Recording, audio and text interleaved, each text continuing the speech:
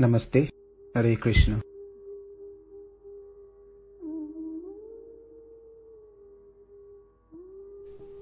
Yetu dharmamritam idam yatoktam paryupasate Śhraddhādhānamat paramaha bhaktasteti vame priyaha.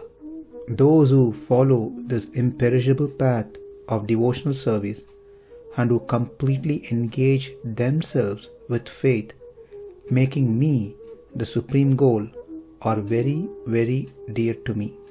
This was the last sloka from the 12th chapter, where Krishna concludes explaining Bhakti Yoga.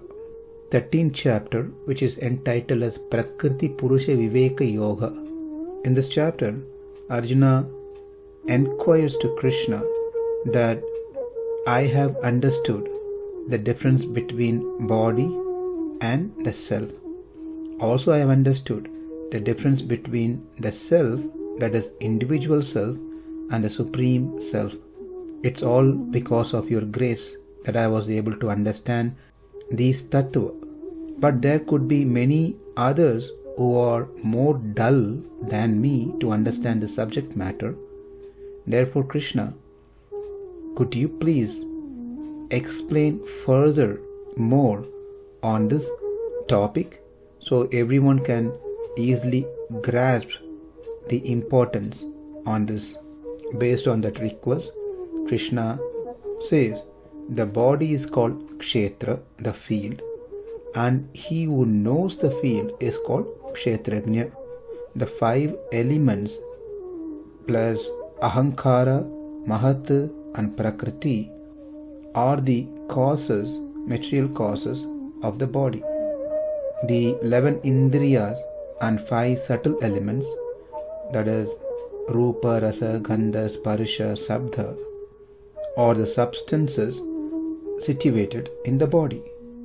Desire and hate, pleasure and pain are the transformation that happens to the self due to its contact with the body.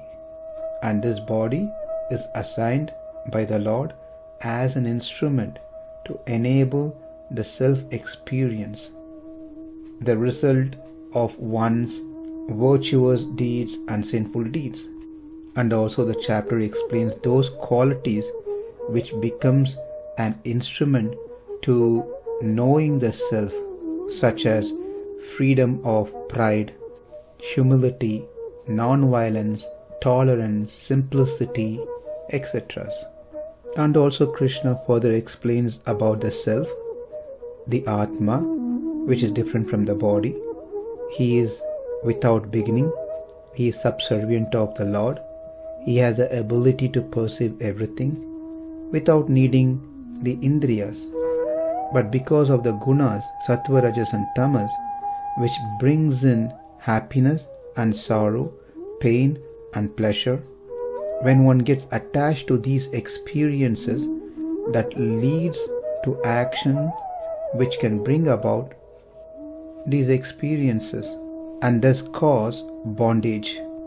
All the moving and non-moving entities are only the outcome of the interaction between the non-sentient, that is Prakriti, and the self, that is Atma. All the selves residing in all the bodies are all similar. The difference lies only in the bodies. Even though the body perishes, the self does not perish. Only he who vigorously analyzes on these lines is a man of discrimination.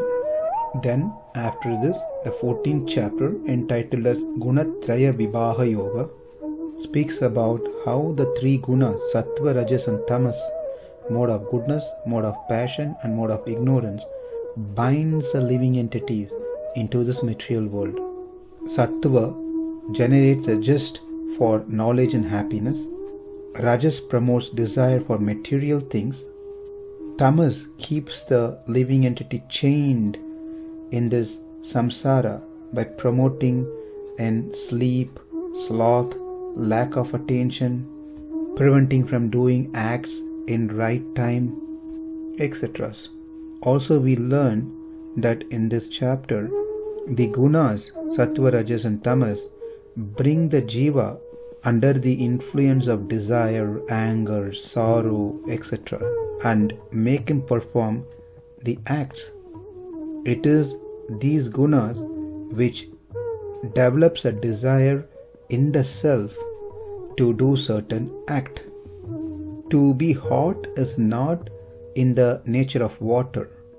Likewise, to be having such desire, anger, hunger, pain, sorrow is not natural to the self, but because of its association with body, like how with the association of the fire, the water by nature which is not hot becomes hot, the jivatma with the association of the body develops different qualities which are not favorable and get engaged in inappropriate acts which is against to the nature of the self. From this we learned that the gunas are the actual agents which makes the self to do certain work. But those who develop unwavering devotion towards Krishna, looking upon him as the only reward to be attained, do not come under the sway of the three gunas. They cross over the gunas and reach the supreme Brahman. And we also learn from this chapter that it is Krishna who alone grants all the three goals. That is, one who is interested in only experiencing and enjoying one's own Atma. Number 2, one who is interested in Aishwarya. And number 3, one who is interested in attaining the Supreme Lord, Moksha. All these threes are granted only by the Lord. After spending 2 chapters speaking about Chitta and Achitta, then in the 15th chapter, which is entitled as Puruṣhottam Yoga, Krishna speaks about himself, how he is distinct and different in every way from all other entities, and how in the Vedas and other authorized scriptures this has been repeatedly described as the Lord to be the greatest person. Krishna says that he is totally different from all the entities, and the reason that Krishna says that here is because Krishna did mention earlier that he is so and so in the 10th chapter, and he clarifies saying that even though I am that, I am not affected by being that.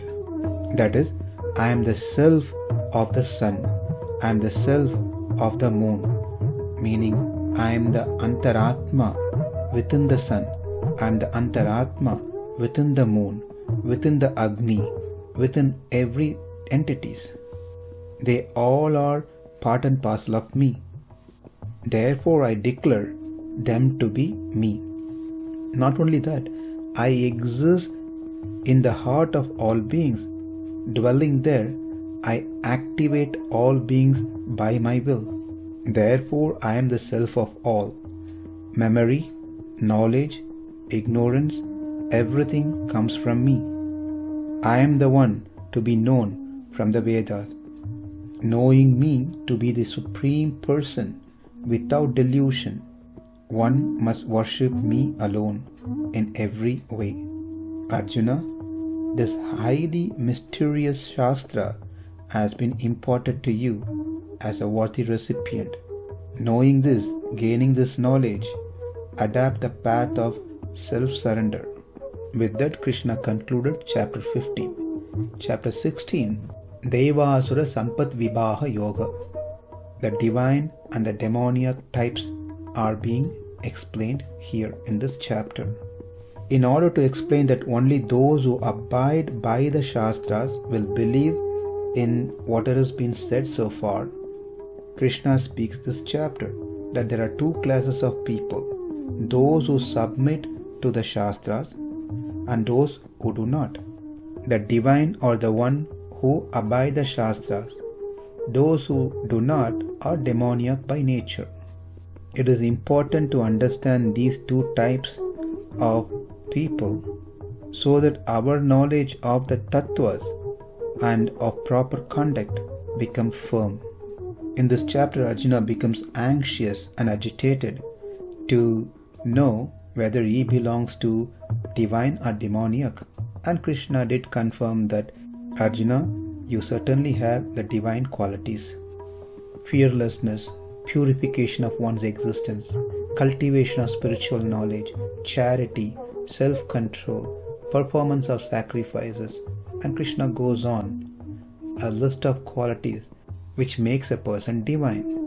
Whereas pride, arrogance, conceit, anger, harshness, and ignorance, these makes a person to be of demoniac nature. Therefore understand, Shastras are your authorities, and one should abide the Shastra and try to perform acts and make their life as it is stated in the Shastras. After explaining in 16th chapter that the reality, the knowledge are only attained through the Vedas, through the supporting scriptures like Itihasas and Puranas. That which is not prescribed in the Shastras are considered to be demoniac, and anyone who performs such acts against the Shastras are going to get a weird result, unfavorable results. The works enjoined in the Shastras are of three kinds, and that is explained in the 17th chapter, entitled as Śhraddhā Traya Vibhāg Yoga. The three kinds are Sattvic, Rajasic, and Tamasic, and they are tagged with Om Tat Sat. Yajna, Tapa, Dhana, etc. are all prescribed in the Vedas. All these becomes the instrument for one's liberation. Of these works, when it's performed with no desire for any other fruit, then they becomes the means for liberation. For that, one has to have Sattva Guna as a prominent guna, and that happens by partaking Sattvika food alone. For that, Krishna explained food that falls into three categories, Sattva, Rajas and Tamas. Then also Krishna speaks about the sacrifice which also can be of three gunas, austerities of three gunas, charity and so forth. But one must come to a Sattva Guna. For that, one must consume only Sattvika Ahara. And then the last chapter, number 18, which is entitled as Mokṣha Sanyās Yog, Arjuna wanted to know the terms Tyaga and Sannyasa, whether they are same or they different. And Krishna responses to that question in this chapter. Then after that, Krishna points out that the Lord is the principal agent, and then how one must perform their duties based on their class and station in life. In that way, it enables one to attain the Lord. And in the 64th and other places, it confirms that the essence of Bhagavad Gita, Gita Shastra, is Bhakti Yoga. But Arjuna had a fear, how can he perform Bhakti Yoga when he is not ready yet due to his Anadikala karma, where he has to do a lot of Prayachita. And Krishna said, just surrender unto me and I will take care of those things, and you do not have to grieve. And that completes the overview of 18 chapters. Thank you. Hare Krishna. Namaste. Hare Krishna.